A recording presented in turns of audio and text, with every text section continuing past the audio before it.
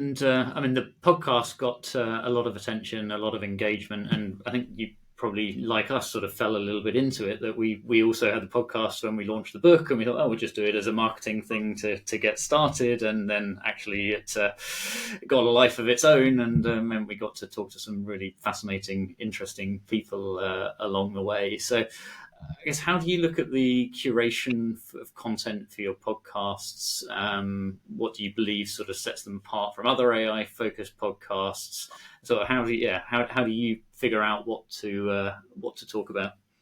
Yeah, well, I mean, I think a big part about it is whatever, if anyone's interested, whether that's a podcast or a YouTube channel or like any sort of medium of information that you feel like, inspired to share or a book, I think the most important thing is to be really dialed into your industry and your niche. So for me, beyond just, reading whatever news headlines are out that day, it's, following the social media accounts of Sam Altman or, the CEO of Google and Microsoft or the Google AI profiles and really seeing like in the space, what are they releasing? What's their research that's coming out on a day-to-day basis? And if you're really kind of embedded in kind of the big players, not just companies, but also people and researchers and whatever space you're in, that's kind of what I do. And a lot of times when I break news on my podcast, and I think that's probably why it's got good reception, is like I'll see like some crazy thing, right? Like some NVIDIA researcher tweets out this new discovery they made, and I'll go and record a podcast 10 minutes later and have the thing edited and published, within 20 minutes. So there's like big news things happen, and then all of a sudden, like I'm already out with a podcast. And I think that has made it quite popular because people can get the news really fast and get kind of new takes you don't always hear in a lot of other places.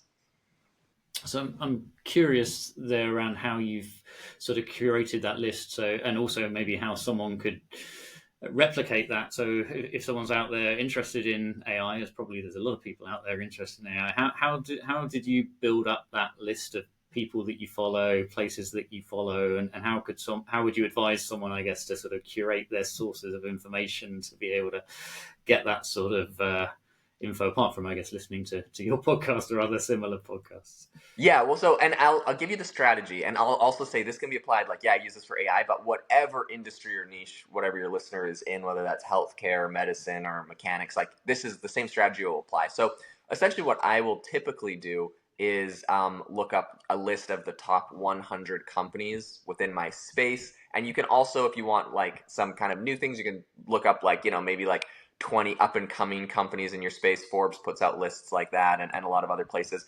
And then I will go and then I'll go and essentially follow those companies, follow the founders of those companies, and then oftentimes you'll also just kind of see influencers that it's kind of an interesting new space that I'm seeing emerge, but it's like influencer within a company. So there's like one particular NVIDIA researcher, and through following NVIDIA, he retweets a lot of their stuff, and so I'm following him and see amazing stuff.